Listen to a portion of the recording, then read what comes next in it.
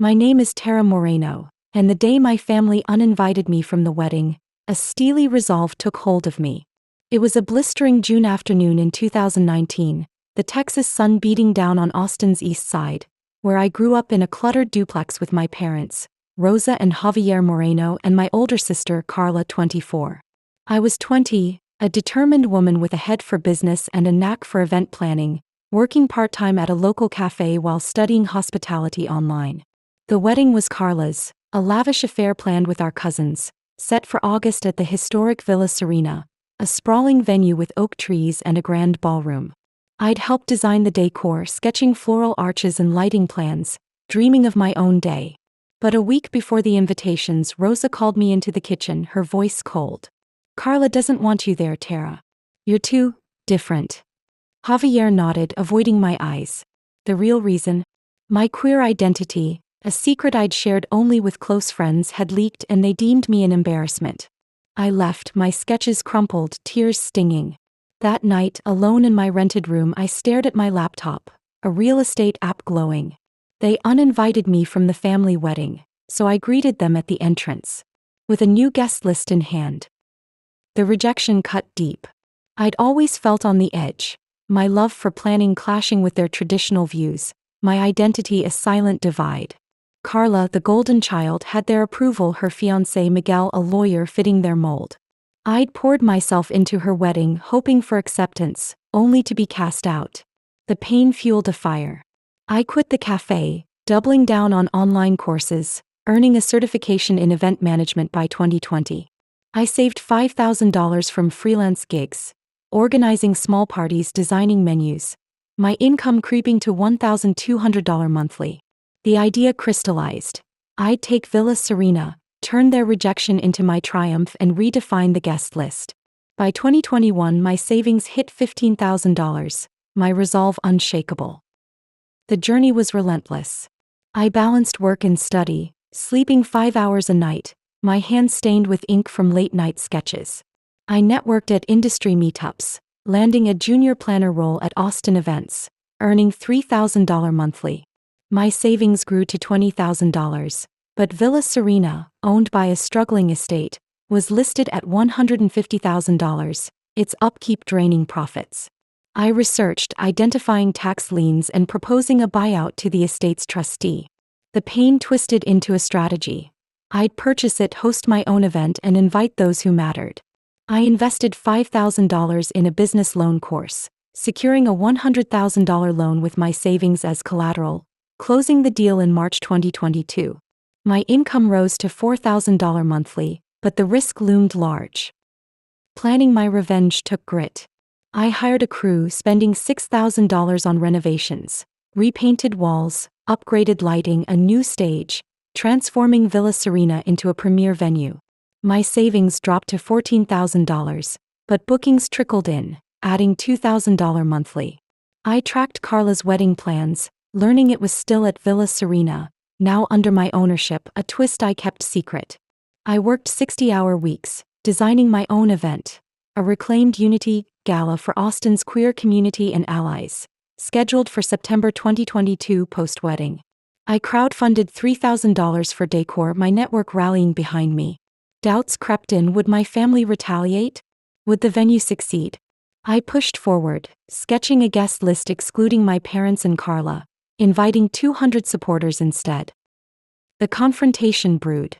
I invited Rosa, Javier, and Carla to a venue tour on August 1, 2022, under the guise of reconciliation. They arrived, their faces a mix of curiosity and tension, Miguel trailing. I led them through the grand hall, now gleaming, and handed them the deed, my name bold at the top. "You uninvited me," I said, my voice firm. "This is mine now, and your wedding's cancelled here." Rosa gasped, Javier protested, Carla's eyes widened, but I turned, leaving a note on the check-in desk. New management. New guests. The victory was electric, control reclaimed, their shock palpable. The shift was surreal. The gala booked out, earning $5,000, my savings climbing to $18,000. I hired a manager, boosting my firm's valuation to $30,000. Rosa called, begging to reschedule, but I refused, their voices a reminder of past pain. Javier sent texts unopened, joining a growing pile. My focus turned to independence, launching Moreno Events with a $2,000 wedding contract. But trouble stirred. A rival planner, Lina Ortiz, began undercutting my prices, her snide remarks echoing my family's dismissal. I uncovered her spreading rumors, costing me a $1,500 gig. My phone buzzed with an unknown number. Clever move. Stay low. I froze. Who was this? Lina? A family ally? The triumph felt fragile, a new threat emerging. I fortified my position. I hired a lawyer, Marcus Reed, spending $1,500 and gathered evidence against Lina. Client complaints, rumor logs. Moreno Events gained 3 contracts, adding $3,000 monthly, my valuation hitting $40,000. I upgraded Villa Serena's security, adding $1,200 in cameras. My savings stabilized at $20,000, but the message loomed. A break-in attempt triggered the cameras. 2 figures fled, leaving a torn invitation. The police logged it, but leads were thin. I called Marcus, who warned of competitive sabotage or personal grudges. My heart raced. Was this Lina's doing or tied to my family? The standoff grew. I presented evidence to a local business council, exposing Lina's tactics, securing her temporary ban from a key network. The gala income rose to $6,000 monthly, my financial footing strengthening. But the unknown number texted again, "You can't erase us." A photo followed, Villa Serena's gate spray-painted. I shuddered. Who were they? Lina's crew? A vengeful relative? Standing in the hall, the note I'd left them in hand, I felt their absence and a chilling uncertainty. What was coming? The spray-painted gate of Villa Serena and the ominous text, "You can't erase us," haunted me as I stood in the Austin venue's grand hall, the scent of fresh paint and oak lingering from the recent renovations. The triumph of reclaiming Villa Serena, canceling Carla's wedding and leaving my family with that bold note, felt like a distant victory against this new shadow. My hands trembled as I reviewed the photo on my phone, the unknown sender's warning a stark contrast to the independence I'd carved out. Who were they? Lina Ortiz, the rival planner? A vengeful family member? My heart raced, but I steadied myself. The gala had earned $6,000 monthly, my savings at $20,000, and Moreno Events was growing with $3,000 monthly from contracts. Yet that chilling message hinted at a deeper threat. I saved the photo, determined to trace its source, and called my lawyer, Marcus Reed, his voice a grounding force. "Step up security," I said. "This feels personal." He agreed, promising to escalate. The next morning, I met Marcus at a quiet cafe in South Congress, the aroma of cinnamon rolls cutting through my tension. His sharp gaze scanned the photo and the torn invitation from the break-in. "This is targeted harassment," he said, his pen tapping the table. "File a police upgrade and hire a PI. Keep your business moves discreet." I nodded, my mind racing. The police elevated the case to a stalking investigation, assigning Detective Lopez, a seasoned officer with a no-nonsense demeanor. I hired a private investigator, Sofia Alvarez, a former event security expert, costing $3,000 and dipping my savings to $17,000. At Moreno Events, I briefed my team, 2 planners, a coordinator. In the office, the air thick with concern. "We're targeted," I explained, showing the evidence. Their faces hardened, but they pledged support. My firm's valuation hit $45,000, but danger shadowed every booking. My career surged. I expanded Moreno Events, securing a $7,000 contract with a tech conference for event management, and invested $4,000 in a catering startup, projecting $10,000 returns. My savings climbed to $20,000 and I upgraded Villa Serena with a sound system, its acoustics a testament to my vision, working 16-hour days to meet demand. Rosa called again, her voice pleading to reinstate Carla's wedding, but I hung up, their entreaties a trigger. Javier sent a letter, unopened, joining the pile in my drawer. Sofia's initial report unsettled me. Lina had been seen near the venue, and her recent client losses to me fueled her spite. "She might have hired muscle," Sofia said. "But the spray paint suggests a personal grudge, possibly family-tied." The unknown they flickered in my mind, a puzzle I couldn't solve. The threat intensified a week later. A package arrived at my office. Shredded decor fabric. A note. Back down or unravel. No sender. My stomach churned. I called Marcus, who advised a restraining order against Lena and enhanced security. I installed motion detectors costing $2,500 and hired a night guard, a sturdy woman named Maria. The police analyzed the note, glove marks inconclusive, while Sophia traced the delivery to a drop-off near Lena's studio, but the courier claimed cash payment, the trail ending. Paranoia crept in, every rustle a potential intruder, yet I refused to retreat. I leveraged the venue's fame, launching a diversity wedding series that booked $4,000, adding to my income. Lena contacted me, calling from a blocked number, her tone venomous. "Tara, you've stolen my clients," she hissed. "This ends now." I hung up, but curiosity gnawed. Sophia dug deeper, uncovering Lena's ties to a disgruntled cousin, Diego, who'd been cut from Carla's wedding planning due to me. "They might be colluding," Sophia warned. I confronted Lena at a neutral park, my guard Maria nearby. "Call off your crew," I demanded. She smirked. "You think this is just me? You've angered bigger players." I left, her words a warning, but Diego's involvement hinted at a family vendetta. I mounted a defense. With Marcus's help, I sued Lena for harassment and sabotage, using the note, Sophia's findings, and police logs. The case was shaky, but it pressured her allies. I boosted Moreno Events, securing a $12,000 contract with a music festival for a year-long partnership, pushing my valuation to $60,000. The festival's security monitored my venue, easing my nerves. But the pressure mounted. A break-in attempt triggered the detectors. 3 figures fled, leaving a slashed banner and a Diego business card. The police linked it to the cousin, but evidence was thin. I called Marcus, who suggested a family conspiracy angle, given my wedding exclusion. The lawsuit hearing approached. I gathered evidence, Sophia's reports, the note, Lena's threat, and footage. Working late to compile it, my office lit by a single lamp. Diego's lawyer offered a $6,000 settlement with an NDA. "Walk away," he pressed over a tense call. "No," I told Marcus. "I want them exposed." The day arrived, a packed courtroom in downtown Austin. Lena grinned as I testified, recounting the uninvitation, the venue purchase, her sabotage. My voice steadied as I presented the fabric scraps. The judge frowned, ordering Lena to respond. Sophia's testimony, linking Diego to the card, swayed the court. The judge issued a restraining order, fined Lena $15,000, and ordered $4,000 restitution, a partial win. As I left, Diego muttered, "You'll pay for this." That night my phone buzzed again, same unknown number. "You stalled us. The price rises." A photo followed. Villa Serena's entrance, a Molotov cocktail smoldering. I froze. Who were they? Diego's network? A family faction? The victory felt tenuous, a new enemy emerging. I called Sophia, who promised intensified surveillance. My empire was growing, but the fight wasn't over. The smoldering Molotov cocktail at Villa Serena's entrance and the threatening text, "You stalled us. The price rises," gnawed at me as I stood in the Austin venue's grand hall, the acrid smell of smoke still clinging to the air.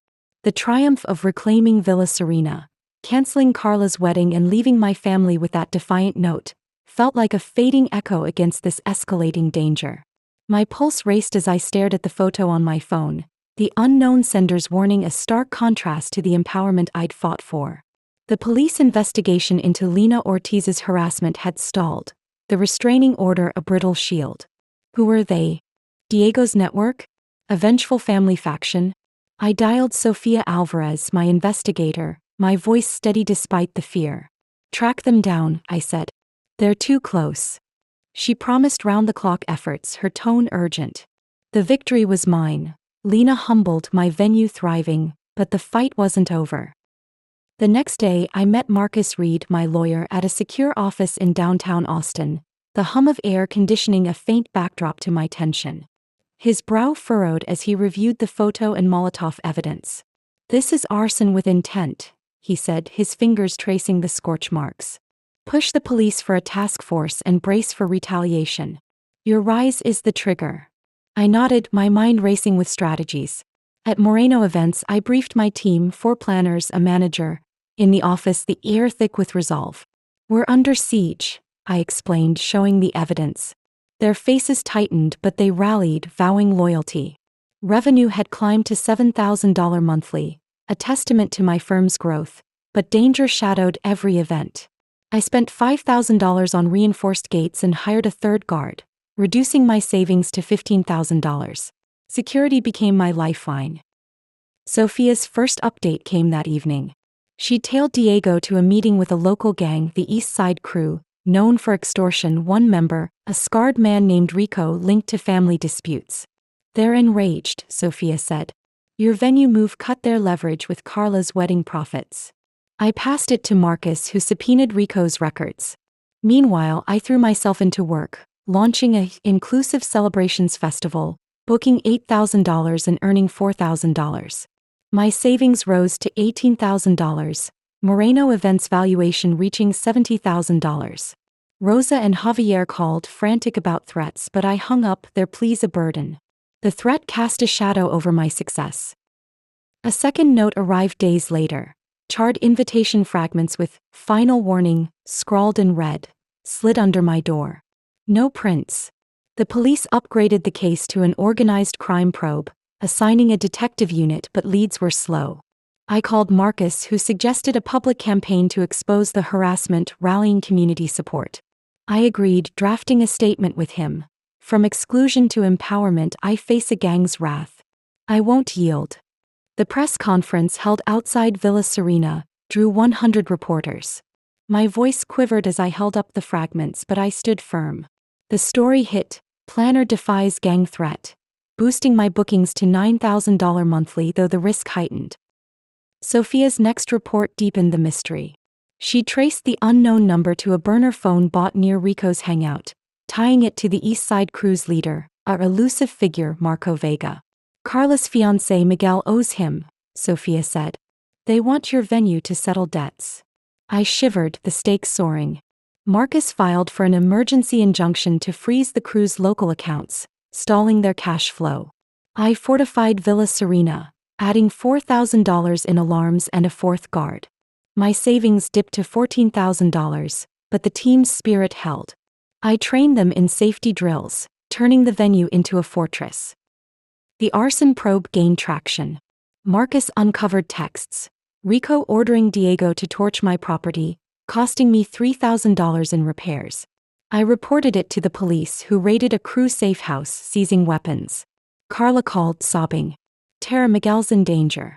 Help. I hung up, her desperation await. Javier texted, pleading a meeting. I met him at a neutral cafe, recording his confession. Marco forced us to exclude you for his profit. I passed the tape to Marcus, adding extortion charges. The police widened the net, targeting Marco. The courtroom climax arrived. I testified, detailing the uninvitation, the venue purchase, Javier's admission. Lena's lawyer smeared me as vindictive, but the police evidence, texts, call logs, arson intent, overwhelmed. The judge issued a permanent restraining order, fined Lena $50,000, and ordered $20,000 restitution. Diego got probation. Miguel faced scrutiny. As I left, Rico in the gallery snarled, "This ends now." The crew's influence waned, losing 30% of territory. Victory transformed my life. My savings hit $30,000 with new contracts. $10,000 monthly from the festival, $6,000 from a corporate gala. Moreno Events valuation soared to $120,000. I moved to a loft with a hill country view, its patio a retreat after months of strife. I hosted a team celebration, toasting with margaritas under lanterns. But the peace shattered when a package arrived, unsealed, no sender. The Molotov photo, a new note, "You're marked. Speak and burn." No signature. My blood ran cold. Sophia traced it to a dead-end account. The police suspected Marco's elite, but proof was elusive. I hired a security firm, spending $5,000 to protect my assets. The threat persisted. A car tailed me one night, vanishing when guards intervened. My email was breached, a video file, a masked figure saying, "Your haul falls." The police formed a task force, but progress lagged. I channeled fear into my firm, launching a Unity venue rental program, sold out for $12,000, turning adversity into profit. The corporate contract grew to $7,000 monthly. I planned a memoir, Uninvited to Unrivaled, and a fund for excluded planners working late to draft it. Yet the enemy's leader eluded me. One afternoon, reviewing footage, a figure lingered near the loft, too grainy to identify. Sophia enhanced it, suggesting a woman, possibly Marco's enforcer. The police interviewed me for 7 hours, mapping crew ties, but the mastermind remained a phantom. I added $4,000 in motion sensors. My savings stabilized at $35,000, but the vigilance cost weighed heavily. Standing on my patio, the hills glowing, I felt a bittersweet win. My family was out, Lena broken, but the we in those notes loomed. Was it Marco's elite? A family traitor? I sipped tea, the heat fading, but that marked photo's shadow lingered. Who was next? Only time would tell. Hey Revenge Tempest fans. Tara's rise from exclusion to empire is epic. Loved it? Smash that subscribe button and join our crew. Drop a comment and tell us where you're watching from.